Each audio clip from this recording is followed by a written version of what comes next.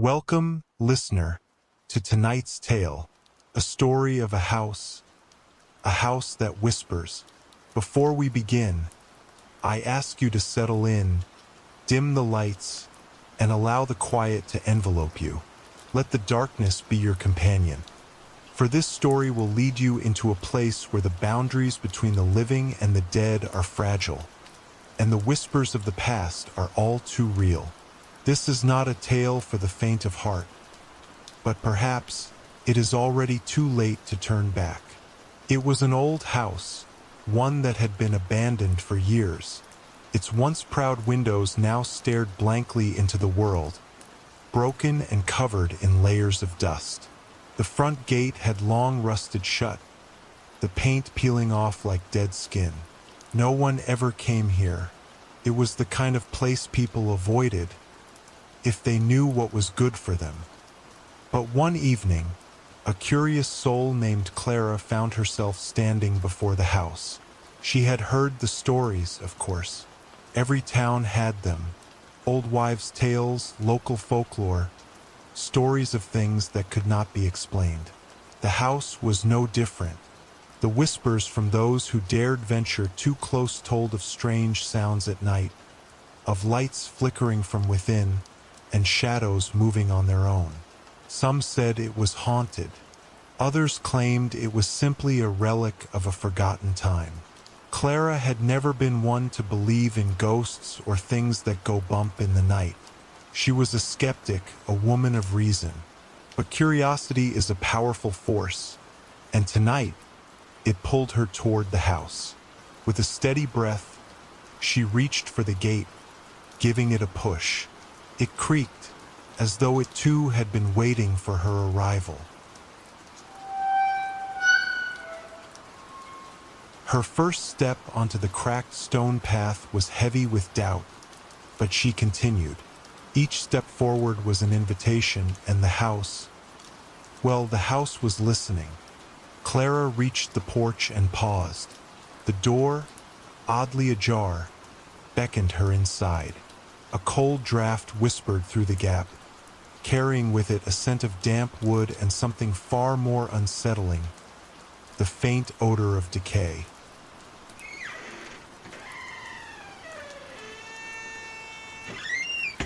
She stepped into the house, the floorboards groaning beneath her weight, like the house itself was awakening from a long, slumbering dream. The hallway stretched before her, dark and oppressive. The walls, lined with peeling wallpaper, seemed to shrink the space. Old portraits of unfamiliar faces hung crookedly, their eyes seeming to follow her every move. The air was thick with dust, and the silence was deafening. Clara moved forward, her heart beating faster with every step. She wasn't sure what she was expecting. Maybe nothing at all. But then she heard it, a whisper, soft at first, like the rustling of leaves outside the window. Faint whisper, Clara. It was her name, but it wasn't her own voice. It was distant, faint, and yet it seemed to be coming from everywhere. She froze. Her body went cold as if the very air had thickened around her. She wasn't alone. She turned, her eyes scanning the shadows, but there was nothing. The house seemed empty still. Only the whispers persisted, louder now. It was as if the walls themselves were speaking. Clara stepped back, her breath shallow. She had to leave. She turned, but something caught her eye. A door at the far end of the hall. It stood slightly ajar, and from it, there was a faint golden light. It seemed inviting. She hadn't seen it before. The rest of the house was dark, but this door was different. Compelled by an unknown force, Clara approached. With every step, the whispers grew louder, almost insistent. They were speaking to her now, calling her closer. Her hand reached for the doorknob, cold to the touch, and as she turned it, The light was blinding, yet strangely inviting. She stepped inside. The room was small, cramped, with old wooden furniture covered in thick layers of dust. At the far corner of the room stood an ancient mirror, its frame ornate and cracked. The golden light was coming from within the glass. Clara hesitated. The whispers were louder now, clearer, like they were coming directly from the mirror. Her reflection stared back at her, but it wasn't quite right. Her eyes were wide, her mouth slightly open in shock. But her reflection was smiling. The smile was wide, unnatural. It was a smile that didn't belong to her. Clara stumbled backward, heart racing. The whispers intensified, swirling around her, pushing her toward the mirror. She couldn't pull away. It was as though something was pulling her in, something from within the glass. The mirror grew darker, the golden light now replaced by shadow and Clara's reflection. It wasn't just smiling anymore. It was moving. Her reflection stepped out of the mirror into the room with her, and it was no longer her.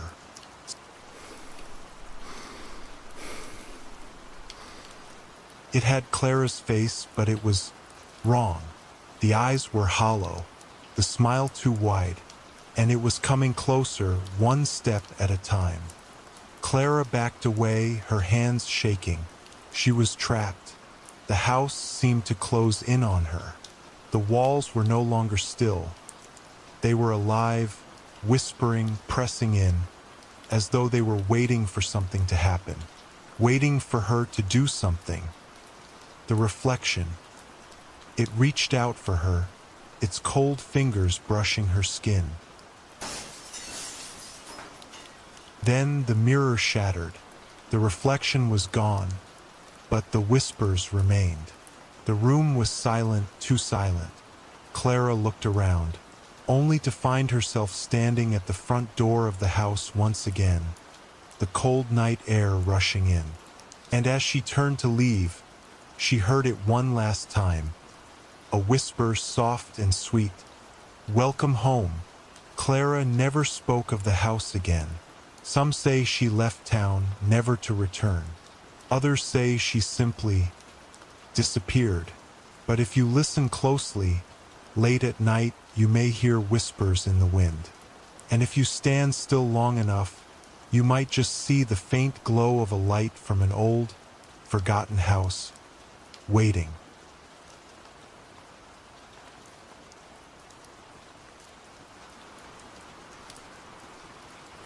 Every town has its secrets, and some of those secrets are buried in plain sight. You see, the house on Hollow Hill wasn't always abandoned. Once it was a home, a family home, but the locals knew better than to go near it. They whispered about the terrible things that had happened there, things no one dared to speak of openly. And now, after years of silence, a new family has moved in. Let me tell you the story of that house. A story of a family who thought they were moving into their dream home, only to discover the nightmare that awaited them within.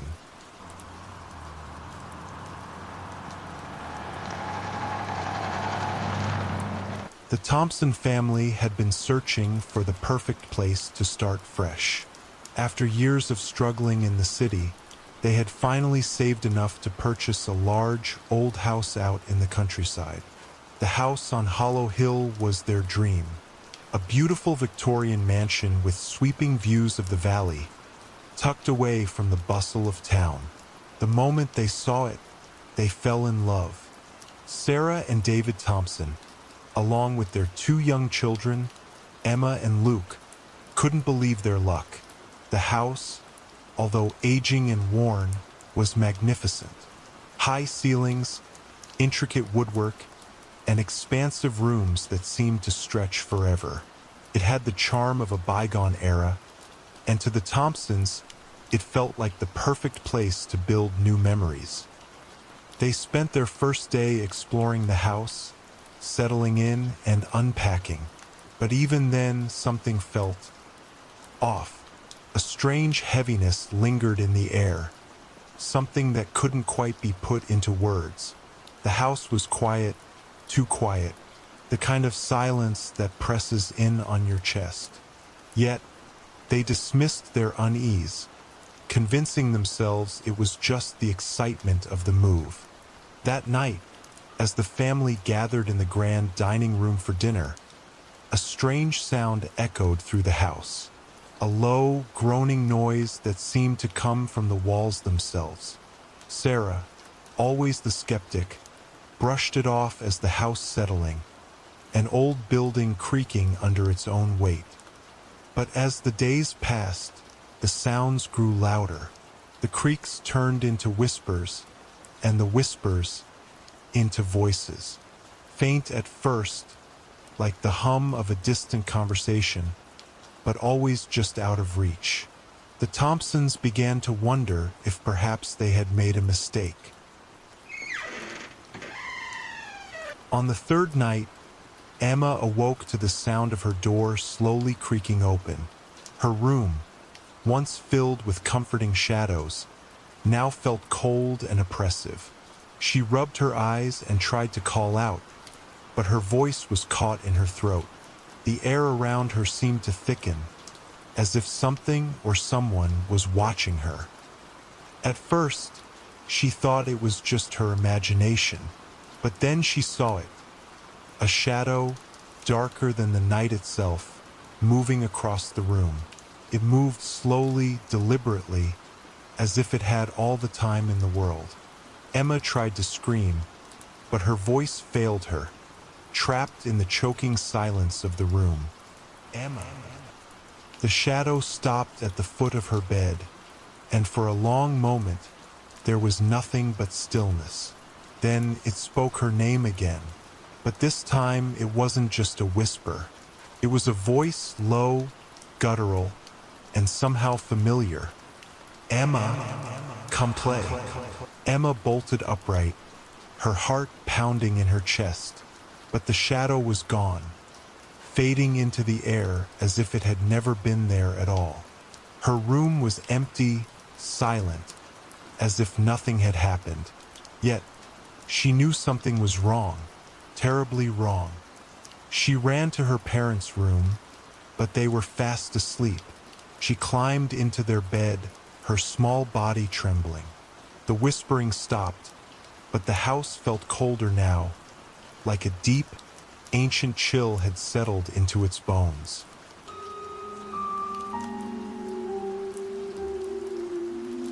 The next day, Sarah noticed that Emma was acting strangely. She wouldn't speak about what happened the night before. She only stared at the walls, as if something was behind them. Sarah dismissed it as the child's imagination, but deep down, she couldn't shake the feeling that something was wrong. As the days went on, strange occurrences escalated. The whispers were no longer confined to the night. They were heard during the day, soft, unintelligible murmurs that seemed to come from the walls themselves. The temperature in the house dropped inexplicably, and Sarah began to feel a sense of dread whenever she entered certain rooms. One afternoon, Sarah ventured into the attic, hoping to find the source of the strange noises. The attic was dusty, filled with old furniture covered in sheets. But something caught her eye, an old, tarnished mirror hidden in the corner. It seemed to call to her, beckoning her closer. When Sarah wiped away the dust and peered into the mirror, she didn't see her own reflection. Instead, she saw a face, a pale, gaunt face with hollow eyes, staring back at her from within the glass. The figure smiled, an unnatural, twisted smile, and it began to speak. It spoke of death, of a curse that had been placed upon the house years ago, a curse that would never be broken. Sarah stumbled back, heart racing. She didn't understand what it meant, but she knew it was not just a reflection.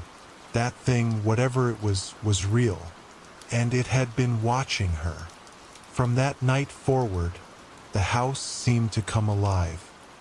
The shadows no longer hid in corners, but moved openly. They whispered, they watched, they waited, and then they started to touch. At night, David awoke to find his hands and feet bound to the bed, as if invisible forces were holding him down. Emma was no longer the same. She had stopped speaking, her eyes vacant and cold, as though someone or something had taken her spirit. And Luke, oh poor Luke, he had begun to speak in riddles, words that didn't make sense. His gaze fixed on the mirror every night, his lips mouthing silent words that seemed to answer back. Sarah tried to leave. She packed up the children and called for help. But when they reached the front door, it slammed shut. The air grew thick with an overwhelming sense of suffocation. The house would not let them go.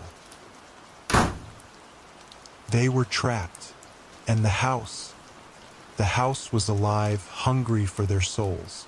The walls seemed to pulse with a terrible rhythm, as if feeding off their fear. They were never meant to be there. They had disturbed something ancient, something evil. One by one, the Thompsons were consumed. Sarah, David, Emma, and Luke. They vanished into the house, their voices forever swallowed by the darkness. And now, the house on Hollow Hill stands empty once more, but the whispers still echo, calling to those who dare come too close.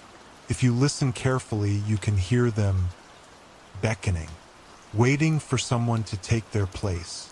Perhaps you'll be the next one to hear them. Maybe, the next time you pass by, you'll hear the faintest whisper on the wind, urging you to come inside. And if you do, remember, the house is always hungry, always waiting. The Forgotten Manor. Nestled in the heart of a dense, forgotten forest was an ancient manor known as Ravenswood. For centuries, it stood untouched by time, weathered but intact, cloaked in an air of perpetual gloom. Stories about the manor circulated in nearby villages, whispered warnings to curious travelers. They spoke of strange occurrences, inexplicable disappearances, and a lingering malevolence. When Lila received the deed to Ravenswood in the mail, she thought it was a scam. The letter claimed that an estranged great-uncle had left the estate to her, though she had never heard of him. Despite her initial hesitation, the allure of owning a sprawling property was irresistible. She was a struggling artist, living paycheck to paycheck. The manor, she thought, could be a fresh start.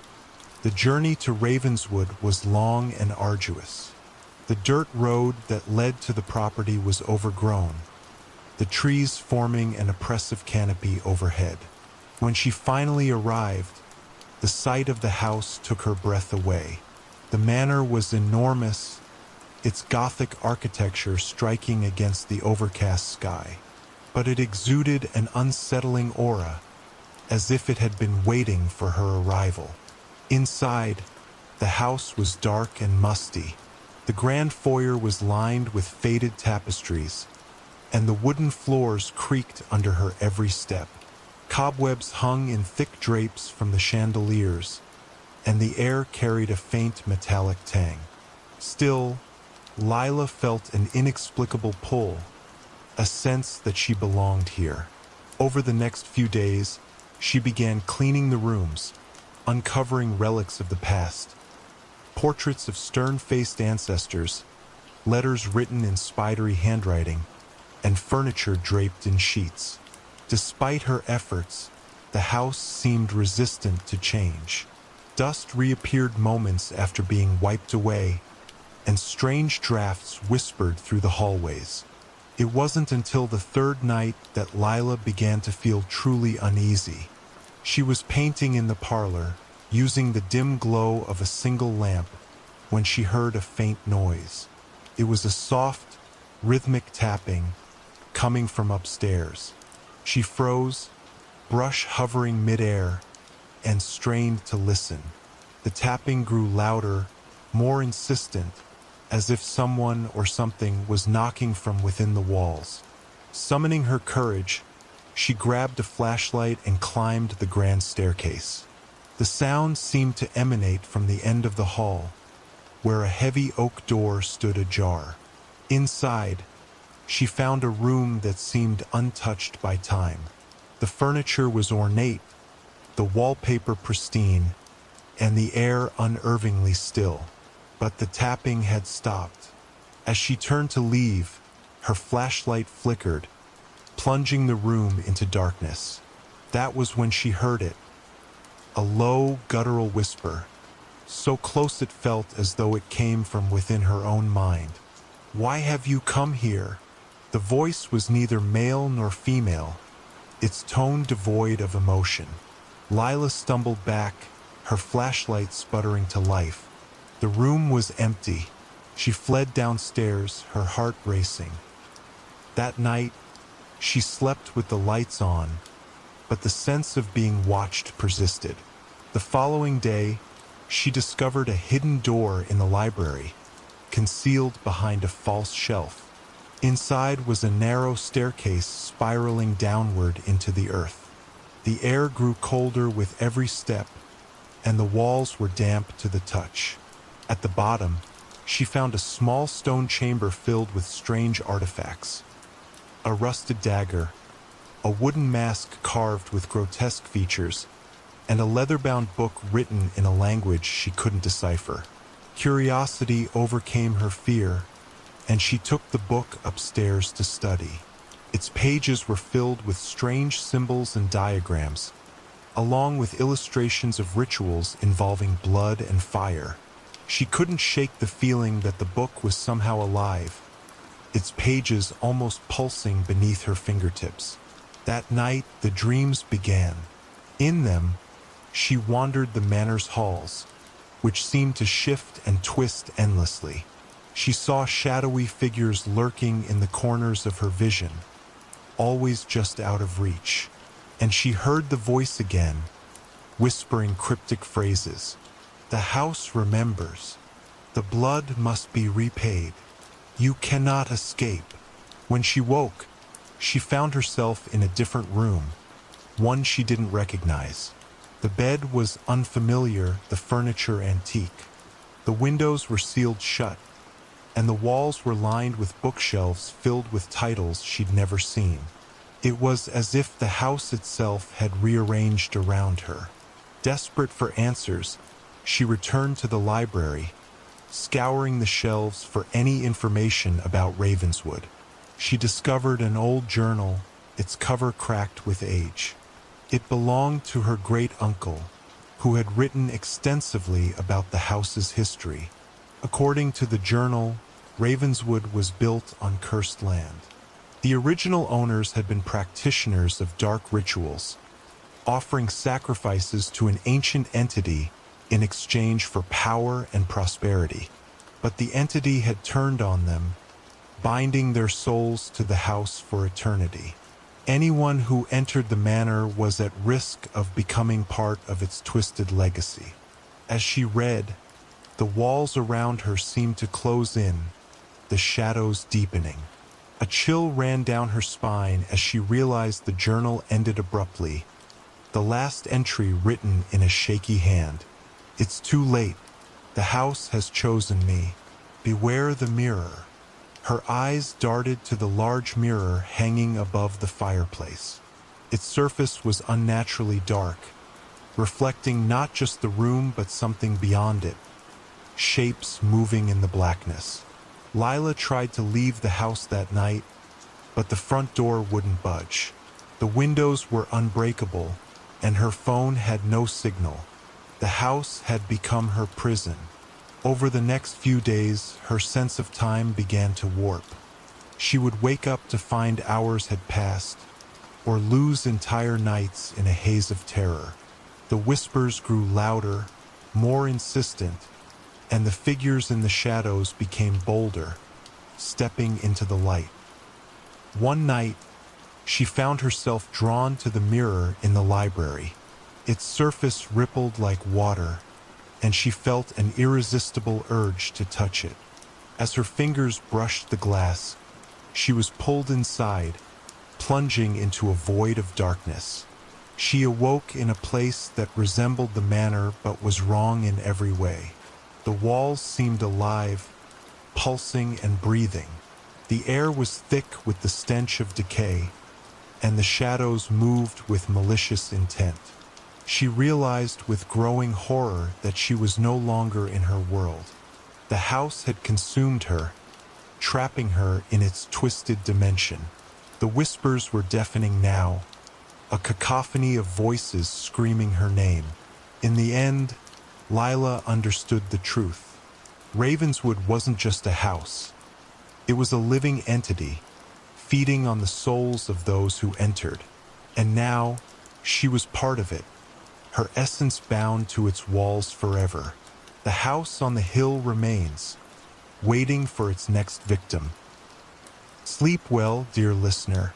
May your dreams be free from the whispers of the past.